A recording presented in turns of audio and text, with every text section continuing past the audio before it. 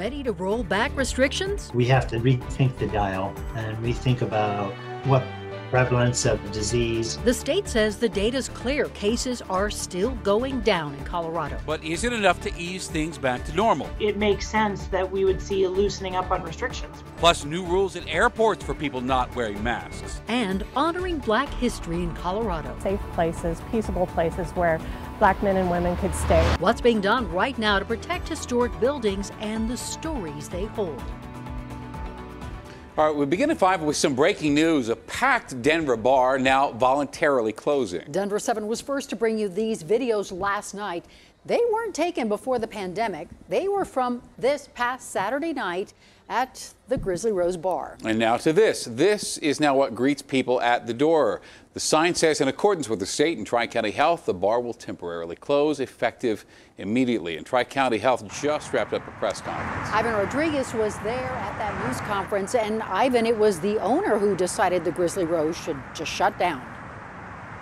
And Shannon, good evening. You can see the sign outside the Grizzly Rose, closed again. Now that's after hundreds of people crowded inside the music venue. Saturday night, the scenes were egregious, as the Tri-County Public Health Department. Hundreds of people indoors, masks were a rarity, and social distancing practically non-existent. The health department tells us the owner of the Grizzly Rose called them directly to let them know they would be voluntarily closing. Now that could mean one weekend or two, but Tri-County Health says they're evaluating every option, including a more long-term shutdown of the popular concert venue. We look at the egregious nature of what it is we're dealing with. In past history, how cooperative they've been. So all of these things sort of factor in. And again, we have some options in working on our next steps to, whether it's a cease and desist or a potential order to close. Tri-County Public Health says that they always welcome voluntary compliance, but at the same time, Grizzly Rose has seen the most issues in their jurisdiction. It's unknown the timeline for when Grizzly Rose is going to make their next move at this time. Live in Denver, Ivan Rodriguez, Denver7. That video definitely an eye-opener. Thank you, Ivan. And it's clear some business owners are having a tougher time than others when it comes to following the rules. Most businesses, though, around here seem to be sticking to health guidelines, and it's working. COVID-19 cases continue to decline here in Colorado, and now the state wants to modify the dial and loosen restrictions. They're calling it Dial 2.0. It will look at COVID positivity rates every week instead of every 2 weeks. The new dial would also decrease requirements for counties in yellow and orange levels, and counties with fewer than 20,000 people would get special consideration. Now, we spoke with the Colorado Restaurant Association today. They say this is a step in the right direction. Last call times are not being addressed. Capacity restrictions overall within each level are not being addressed. And those are going to be crucial points on getting some of these businesses the ability to be able to increase their revenue and potentially stay open longer. Final guidelines on the new dial could be out this week. Now, before that happens, tomorrow, Denver is opening applications to its 5-star program. The first round will include 500 businesses on a first-come, first-served basis. Another 11,000 plus Coloradans received their COVID-19 vaccines this weekend at 3 mass clinics. UC Health, Servicios de la Raza, and National Jewish Health plan on holding these clinics every weekend. And starting next week, February 9th, K-12 teachers and those 65 and older can get vaccinated. So far, 464,000 Coloradans have received their first dose. Just over 132,000 have received their second.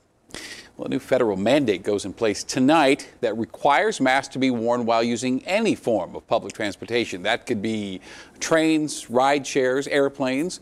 Also, airlines are now required to report those violating the mask mandate to federal authorities. Just today, Delta announced they have banned more than 950 passengers who refuse to wear masks. A new COVID-19 relief bill could soon be in the works. Today, President Biden and Vice President Harris invited 10 GOP members to the White House to discuss their alternative stimulus plan.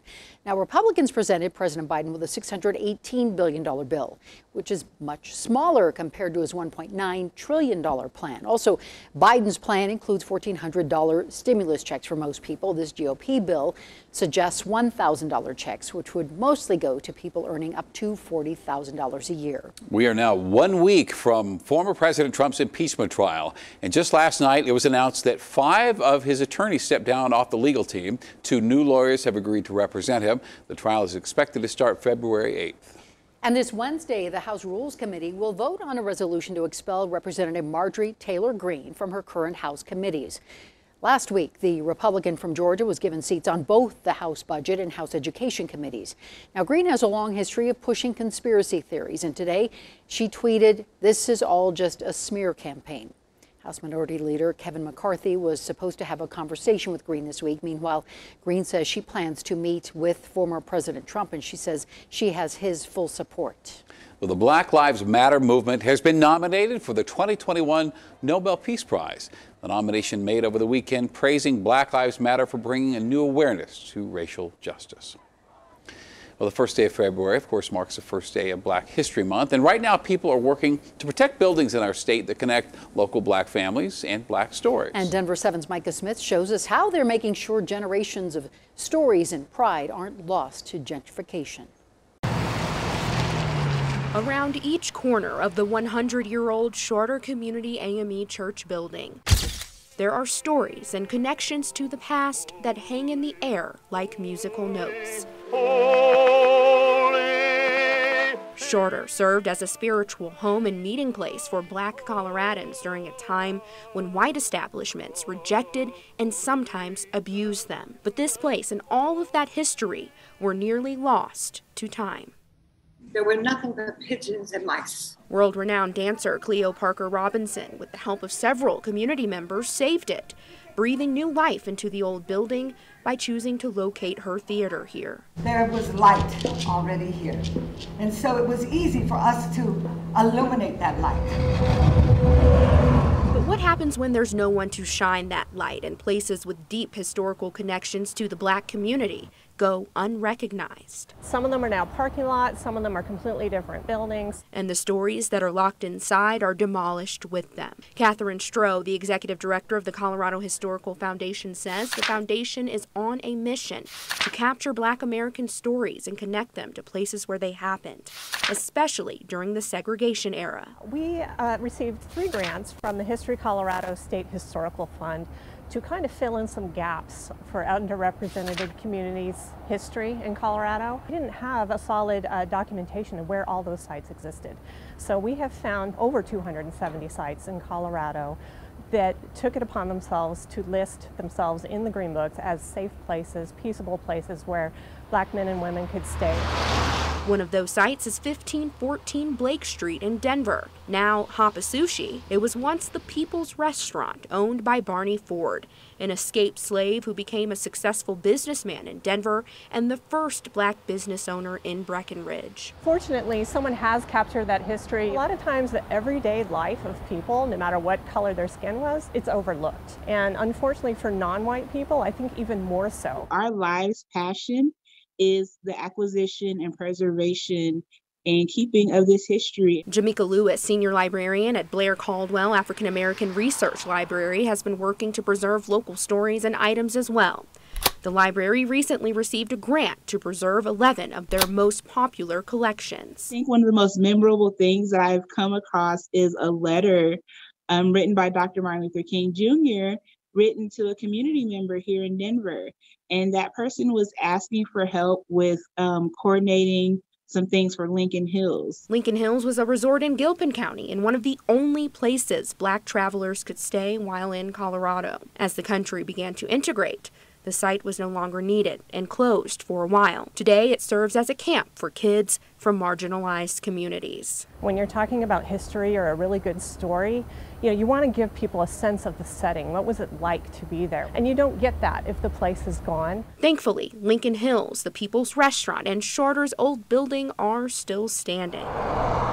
But Stroh says the clock is ticking to identify and preserve other places that give us unique insight into what it meant to be Black in Colorado during a much different time. Reporting in Denver, Micah Smith, Denver7. struggling in this pandemic and now living on the streets. I couldn't pay my rent, so we're homeless. A Boulder woman is trying to get back on track, but she's been locked out of her unemployment benefits for months. I just don't know where else to go. We're not fraud. We're not, I am who I say I am. Contact Denver7 is getting her answers. Plus, the East Coast getting slammed with more than a foot of snow. We have 60s tomorrow, but snow before the end of the week.